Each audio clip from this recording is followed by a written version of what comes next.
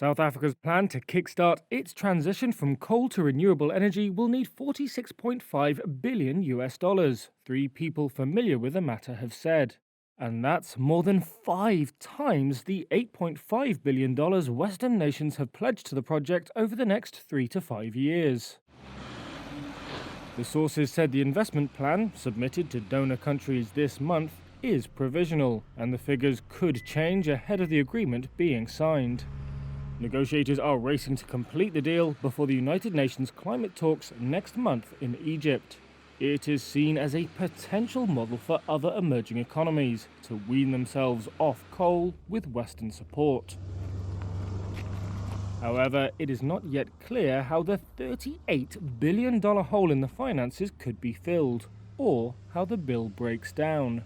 One source said that private sector investors could step in, another that it would be a mix of private bilateral and multilateral funders. One said the African Development Bank was expected to make a big commitment. The African Development Bank said it is continuing to work with South Africa to explore concessional financing options.